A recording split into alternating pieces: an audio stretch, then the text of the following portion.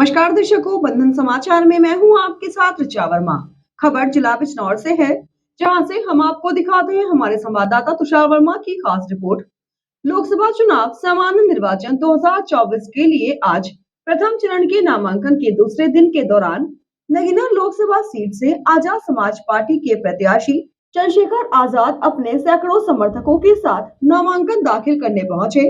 नामांकन से पहले नुमाइश ग्राउंड चौराहे पर लगी पुलिस बैरिकेडिंग पर गाड़ियों की परमिशन न होने के कारण चंद्रशेखर की गाड़ियों को पुलिस द्वारा एंट्री करने पर रोका गया, जिससे वहां प्रत्याशी व उनके समर्थकों के साथ पुलिस की थोड़ी नोकझोंक भी हुई। आपको बता दें, आजाद समाज पार्टी के राष्ट्रीय अध्यक्ष चंद्रशेखर आजाद, जो कि नगीना लोकसभा सीट से प्रत्याशी हैं, आज वह नामांकन दाखिल करने के लिए पहुंचे हैं। नामांकन से पहले मीडिया से बात करते हुए चंद्रशेखर ने भाजपा सरकार पर जमकर हमला बोला और सरकार को भ्रष्ट सरकार बताते हुए किसी भी सरकार के सामने घुटने नहीं टेकने की बात कही। देखिए, चुनाव की तैयारी के बीच से ही समय निकाल के आया हूँ। आज भी कार्यक्रम थे, लेकिन पार्टी के सीनियर लोगों ने तय किया कि आज नॉमिनेशन करना है, तो इसलिए उनकी तैयारी होगी, तो इसलिए हम लोग यहाँ नॉमिनेशन करने के लिए आ गए। यहाँ से तुरंत निकलूँगा। आज भी 17-18 प्रोग्राम है, लोगों के बीच में जाना है, लोगों से मदद की अपील करनी है।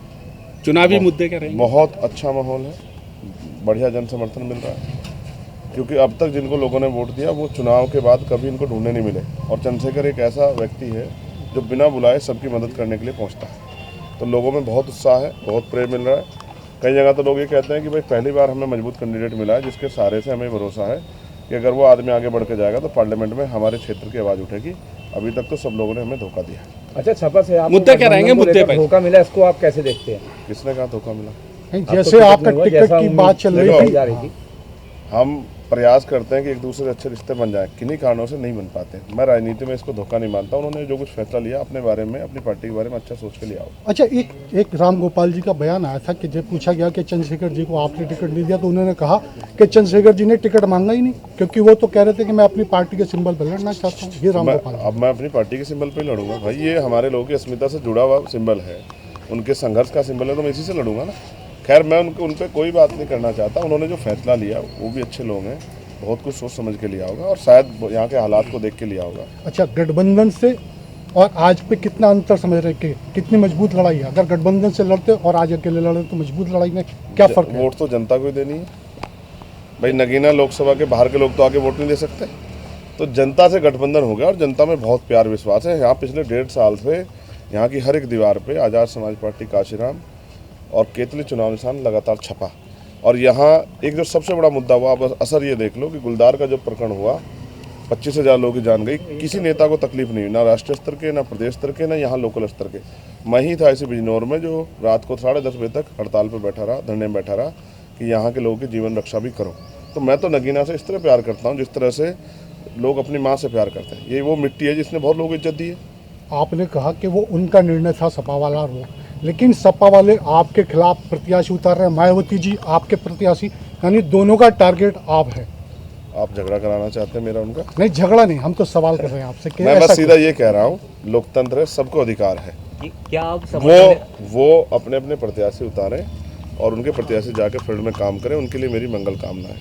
लेकिन हम इस नगीना की जनता के लिए काम करेंगे, क्योंकि नगीना ने बहुत लोगों को मौका दिया। नगीना के बारे में किसने नहीं सोचा, बिजनौर के बारे में किसने नहीं सोचा। आपका मुकाबला सपा बसपा या बीजेपी किससे रहेगा? मेरा मुकाबला तो मुझसे खुद से है। जितनी मेहनत करूंगा उतना ही समर्थन लोगों को मिलेगा। सीट पे क्या मीम से आप हाथ मिलाने जा रहे हैं?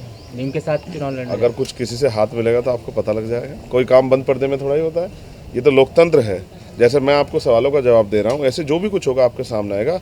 अभी तो यहाँ के जो किसान हैं, नौजवान हैं, बहन बेटियाँ हैं और तमाम जो गरीब वर्ग के लोग हैं, उनके हितों के लिए आज़ाद समाज पार्टी संकल्पित है। बहुत सारे चुनावी मुद्दे हैं जिन मुद्दों पे आपका ध्यान जाना चाहिए, जिन पे आपको भी सवाल करना चाहिए। यही नेटवर्क में मेरे एक साथी थे सलीम, जो पत्रकार भी थे, उनकी जान चली गई क्योंकि हार्ट अटैक आया उनको। जब मैं उनके घर गया मिलने के लिए तो उनके परिवार के लोगों ने मुझसे कहा कि कभी यहाँ के नेताओं ने नहीं सोचा कि यहाँ भी एक अच्छा हॉस्पिटल होना चाहिए जिससे कि यहाँ के लोगों की जान बच जाए। मैं यहाँ चाहता हूँ कि यहाँ एम्स जैसा एक हॉस्पिटल बने, जिससे कि यहाँ के लोगों को भी कम पैसा खर्च होने के साथ साथ बेहतर से बेहतर इलाज की व्यवस्था हो। जिस तरह से रोशनाबाद हरिद्वार में उद्योग धंधे लगे हैं, भगवानपुर में उद्योग धंधे लगे हैं, लाखों नौजवानों को रोजगार मिला है, बहन बेटियों को, भाइयों को यहाँ पर भी उद्योग धंधे लगे, इनको भी रोजगार मिले, क्योंकि बिजनौर का आदमी पूरे देश में जाकर काम करता है। किसी स्टेट में चले जाओ आपको बिजनौर का आदमी मिल जाएगा। तमाम तरह से जो है किसानों की फसलों पे जाकर देखो किस तरह डाका पड़ रहा है हमारा पशुओं का, कोई पूछने वाला नहीं। गुलदार का समस्या मैंने आपको बता दिया, परसों ही 2 किसानों पे हमला किया, 450 टाँके लगे, कोई पूछने कहने वाला नहीं। और जिस तरह से अब सरकारी दफ्तरों में घूसखोरी हो रही है, गरीब आदमी जाते हुए डरता है। कई जगह तो कई ऐसे अधिकारी हैं जो थाने में जहाँ सुनवाई नहीं हो रही है, गरीब जनता परेशान है, मनरेगा का पैसा नहीं आता और मनरेगा में काम भी नहीं मिल रहा, मजदूर परेशान है, न्यूनतम वेतन नहीं मिल रहा है। तमाम तरह की जो समस्या है, ये तो बुनियादी है ही, लेकिन राष्ट्रीय स्तर पर भी जो समस्या है, सब पे यहाँ से मिली हुई ताकत का जो है लाभ हम जनता के लिए उसको काम करने का हम लोग करेंगे। चंद्रशेखर जी, उपचुनाव में खतौली में आप लोगों ने समर्थन दिया था गठबंधन को, उसके बावजूद आप लोगों को टिकट यहाँ पर नहीं, आपको गठबंधन में कोई समर्थन आपको नहीं मिला, इसमें क्या कहना है आपका? हम हर उस व्यक्ति के साथ खड़े हैं जो भी देश बचाना चाहता है। देखो, मैंने एक बात आपको स्पष्ट कर दूं, पहले दिन से मैंने कहा, क्योंकि जब मेरे ऊपर गोली चली, 4 गोली चली, किसी सदन में आपने नहीं सुना होगा किसी भी नेता ने ये कहा हो कि भाई अगर वो चाहते तो सरकार को ही घेर लेते, कि भाई कानून व्यवस्था आपके यहाँ बहुत बेकार है, जितने लोगों का नेतृत्व कर रहा है उसी पे गोली चल रही है, आम आदमी का क्या होगा। तो किसी सदन में आपने नहीं सुना होगा जब मेरे जैसे व्यक्ति पे चली गोली के लिए कोई आवाज़ नहीं उठाता। अभी यहाँ रामपुर में एक दलित समाज के बच्चे को गोली मार दी पुलिस ने, उसका भेजा उड़ गया, सोमेश नाम के बच्चे का, और उल्टा पुलिस ने पीड़ित महिलाओं पे मुकदमा कर दिया। किसको तकलीफ हुई?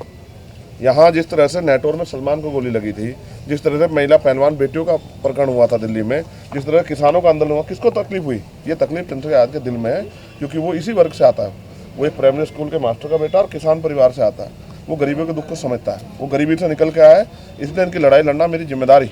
तो उन्होंने मुझे समर्थन नहीं किया, उनका धन्यवाद। देखो, अगर आदमी के रास्ते में गड्ढे ना आए तो वो कूदना कैसे सीखेगा? तो उन्होंने मुझे कूदना सिखा दिया, तो मैं कूदना सीख गया और अभी मैं मेहनत कर रहा हूँ। विश्वास करो, मुझे ऐसी उम्मीद नहीं थी कि इतना प्यार यहाँ की जनता देगी। जिस तरह मुझे बताया गया था कि नगीना वो धरती है जो सबको मौका देती है, उस तरह का मौका मुझे यहाँ के लोगों से प्यार और आशीर्वाद के। चंद्रशेखर जी, एक आखिरी सवाल है। बदायूं में अभी एक कांड हुआ है, 2 लड़कों की गला काट कर हत्या कर दी गई है, आपका बयान उसमें नहीं आया। अब मैं फील्ड में हूँ, आपके सामने 1:30 बजे जाता हूँ, 2 बजे। अब आप बताओ। मैं बिल्कुल कह रहा हूँ, कोई भी अगर अपराध करेगा तो अपराधी को सख्त से सख्त सजा मिलनी चाहिए। लेकिन आप ये तो बताओ कि ये भारतीय जनता पार्टी की सरकार देखिए जिसमें सरेआम गले कट रहे हैं। मुख्यमंत्री तो कह रहे कानून व्यवस्था बहुत अच्छी है।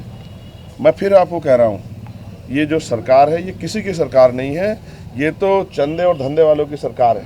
ये लुटेरा गैंग है जो चंदा दे दो, ठेका ले लो, और सीबीआई ईडी इनकम टैक्स पर छापा लगे, वो चंदा दे दो तो वो बिल्कुल पाक साफ हो जाए।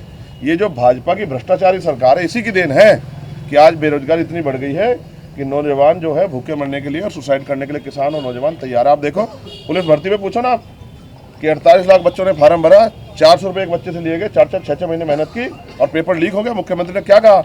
अरे झूठ बोलेगा कोई तो हम सजा कर देंगे, गिरफ्तार करवा देंगे। क्या हुआ? पेपर लीक हुआ नहीं हुआ, फिर आपने भर्ती क्यों कैंसिल किया अगर लीक नहीं हुआ? जो पेपर नहीं संभाल सकते उत्तर प्रदेश, इतने बड़े उत्तर प्रदेश को संभाल लेंगे? शर्म आनी चाहिए सरकार को कि लोगों की जन भावनाओं से खेलना और लोगों को ठगना इनकी नीति बन गई है।